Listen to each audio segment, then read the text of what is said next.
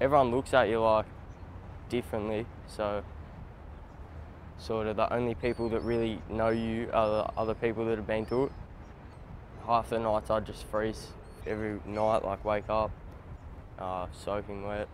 Yeah, I spent about 4 months in a tent. I didn't really know about Centrelink or Melbourne City's mission or whatever. I didn't really know about places that could help you out. I was about 16 at the time. I was living with my brother and my dad, and between the three of us there were just always fights. And yeah, after those years of it, from probably 12, when my mother passed, I couldn't go back there anymore without feeling sick. And I had a lot of friends from school and friends' families that I started staying with. I hadn't deemed myself homeless yet. You know, I just thought I just didn't have a place to live that wasn't quite homeless. It didn't fit into my understanding of what homeless was. And then even spent years on the streets before I accessed a single service. You know, sometimes I struggled even to go into Centrelink to get paid.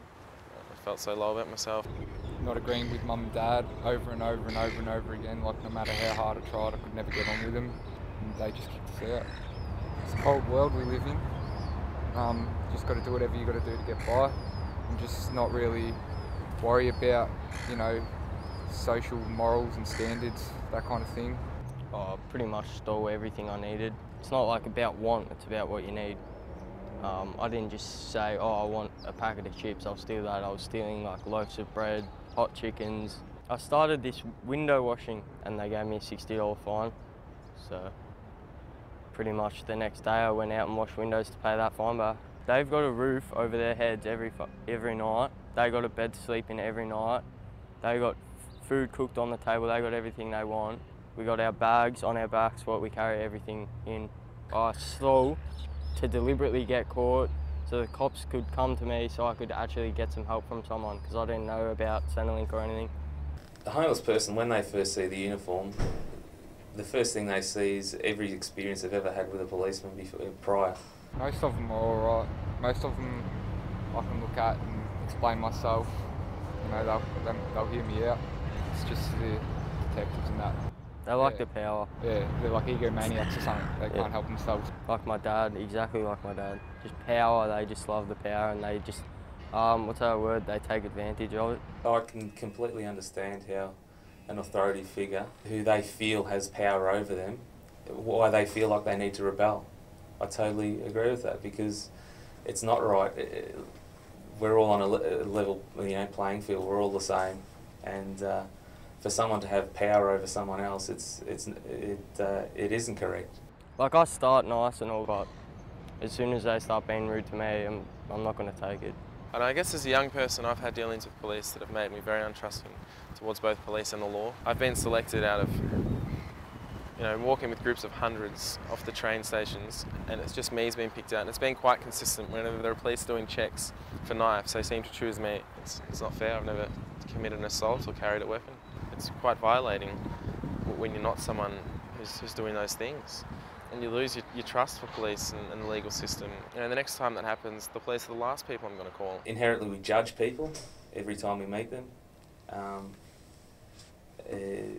In an ideal world, we wouldn't, but in our job, we have to.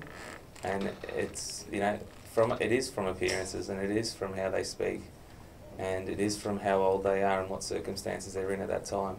Always ran from the police, even when I wasn't at fault. It's just instinctive. Being in uniform when talking to young people can be a barrier. I probably sometimes forget when I talk to people that they do see the uniform more so than myself.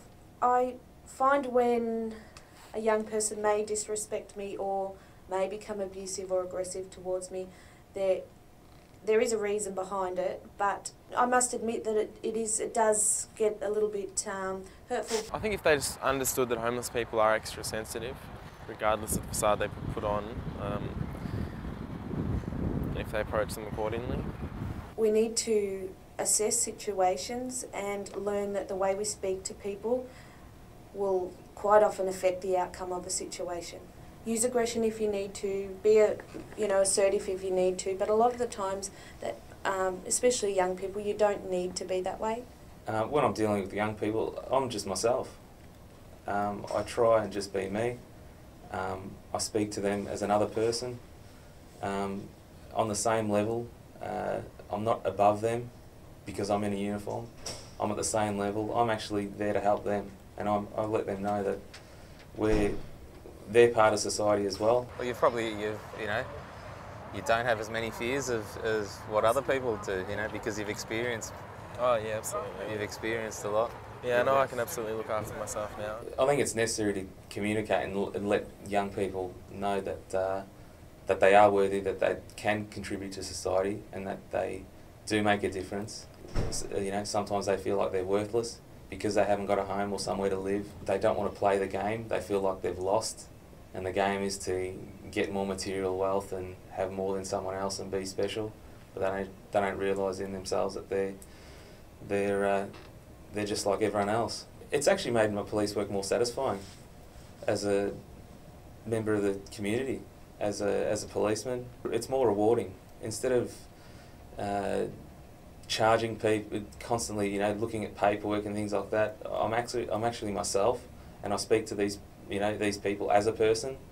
It helps with, for me, in policing, like intelligence-wise, situations that have the potential of getting out of hand, to be able to stop those situations because of that trust that's built up between us. I think we can learn just as much as they can learn from us. We have preconceived ideas about them, and they have preconceived ideas about us. And I think when you interact, and have a dialogue, those barriers are broken down.